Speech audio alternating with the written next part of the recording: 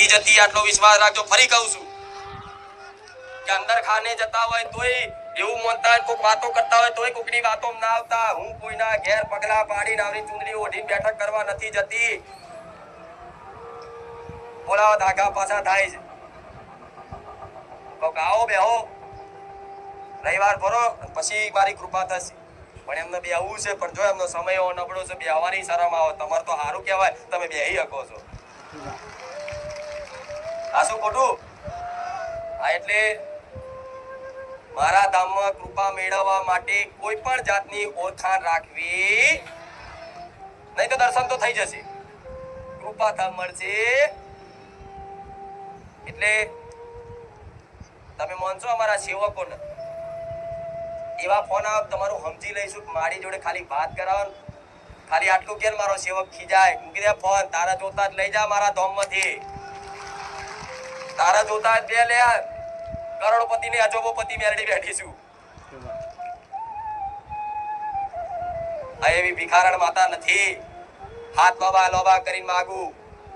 પણ મારે જેની જરૂર છે, મારા ધામમાં જેની જરૂર પડે, પૈસા વગર તો આ ગાદી થાય.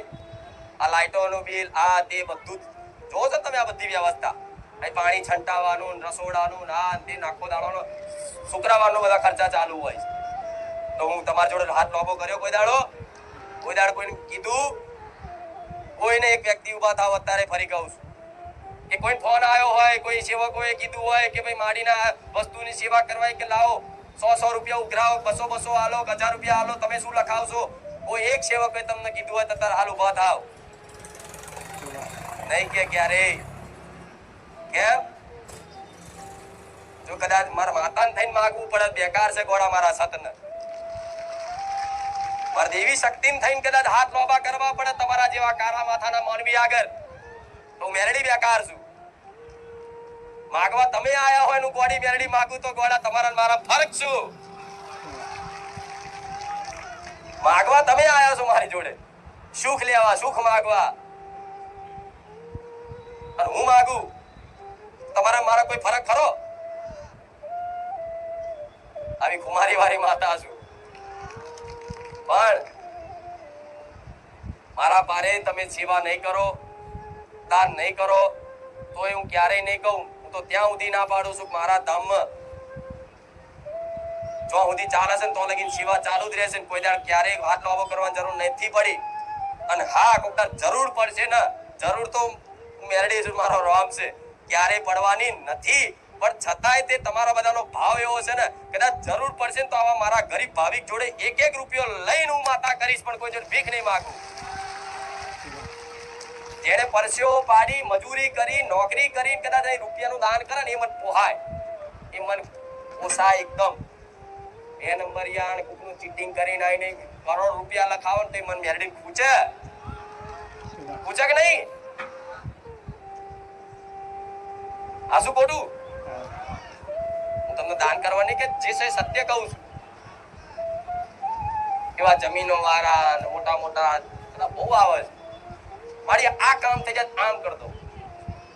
પણ એમાં જો એના અભિમાન હોય, મોટાપો હોય કે હું કંઈક કરું છું અને હું મારી નામના કરી લઉં, તો હું મેરડી માતા હાથમાં આવે એવી. હા, તાર કામ કરાવ કરવાનું, તાર શ્રીફળ ચુંદડી કામ કરાઈ જા, મોજ કર. ક્યારે મારા સેવકો એમ નહીં કે 500 રૂપિયા મિલજે અને કરોડોના કામ કરાઈ જાય મારા જોડે, કેટલા કરોડો રૂપિયાના શ્રીફળ ચુંદડી અગરબત્તી. છતાંય તે ક્યારે એમ ના કહું કે કરોડ રૂપિયાનો લાભ થયો છે, 5 લાખ રૂપિયા મારા ધામમાં લખાય. અરે ગોળા, તું ભિખારી, હું મેરડી નહીં. જા, બીજા જોતા હોય તો કરોડ બીજા આલીશ, એક વખત ફરી યાદ કરી લેજે. હું તો ભંડાર છું ગોળા, મારા કોઈની જરૂર નથી. પણ છતાંય તમારા જેવા ભાવિક ભક્તો, જે કદાચ ગરીબ ભાવિક ભક્તો છે, જે મહેનતનો રૂપિયો કમાય છે, નોકરી ધંધો કરે છે, મજૂરી કરે છે, એવાના કદાચ 5 રૂપિયા કે 10 રૂપિયા કદાચ મારા ધામમાં હોય ને, આવો ને, તો એ મને ખૂબ પ્રસન્નતા થાય. એનું કારણ છે કે આમાં કોઈ ચોરી બેમાની નથી. હવે જો કદાચ એવા લોકોના પૈસેથી અહીં પ્રસાદી કરાવડાવું, દાખલો આલો, કે કોકની જમીન કોકે ઘસી નાખી, દાખલો આલો, અને 5 લાખ રૂપિયા લખાવા આવ્યો મારા ધામમાં કે આજની પ્રસાદી આ ફલાણા ભાઈ તરફથી. ફલાણા ભાઈ ચોથી પૈસા લાવે કોઈ ખબર નથી. હવે એને પ્રસાદી કરાવી. હવે પ્રસાદીમાં એને જે બેમાની કરી હતી, જે ચીટિંગ કરી હતી, એ અધર્મ.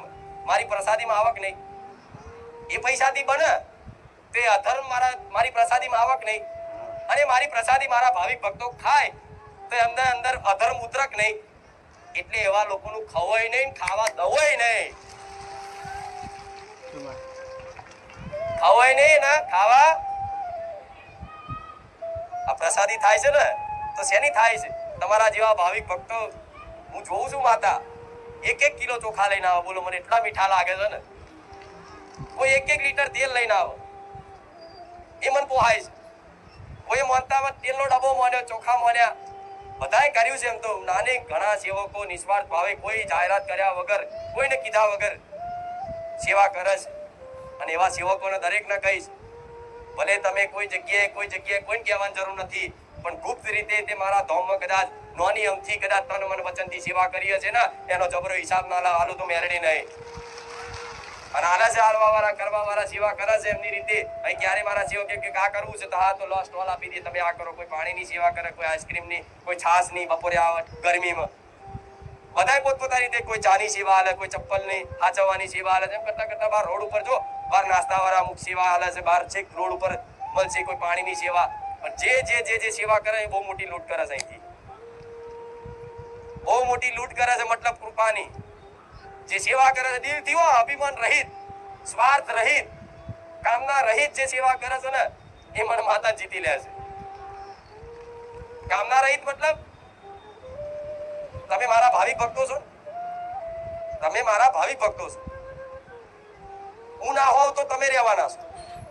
હું ના હોવ ગાદી પર તો તમે જેમ છો એમ રહેવાના છો. પણ કદાચ તમે નહીં હો તો હું માતા નહીં. તમારા થકી હું છું. કોના થકી છું? મારા ભાવિક ભક્તોના થકી છું. નહીં તો હું સોલંકી પેઢીની માતા, એમની પેઢી પૂરતી જ હોત ને. મારા આવા લાખો ભાવિક ભક્તો ના હોત, મારી નોમના હોત, મારા જય જયકારા થતા હોત, મારા નોમની આટલી બૂમો પડતી હોત ના પડતી હોત ને, તેનું કારણ શું છે? મેં ભલે તમારા કામ કર્યા છે, હું માનું છું, પણ તમે હોમે એવો વિશ્વાસ રાખ્યો તારે મેં કામ કર્યા છે ને, તો તમારા થકી હું છું. તો તમે મારા ધામમાં આવો છો, તો મારા ધામમાં મારા ભક્તો આવે એટલે સમજો તમારી કોક સેવા કરે બરાબર મારી સેવા કરી. તમને કોક આવકારો આલે એનો મતલબ મને મેરડીને આવકારો આ મળ્યો. તમને કોક પાણી પીવડાવે એનો મતલબ મને મેરડી પાણી પીવડાવે. તમને કોક ખવડાવે તેનો મતલબ મને મેરડી કોક ખવડાવે. જેમ કે મારા ભાવિક ભક્તો થકી હું છું, એમની સેવા કરવી અર્થાત મારી સેવા કરવી. એટલે કદાચ મારા ધામમાં આવતા હોય તો દરેક સેવકોને, દરેક ભાવિકોને કહીશ કે એકબીજાનો સાથ સહકાર આપજો.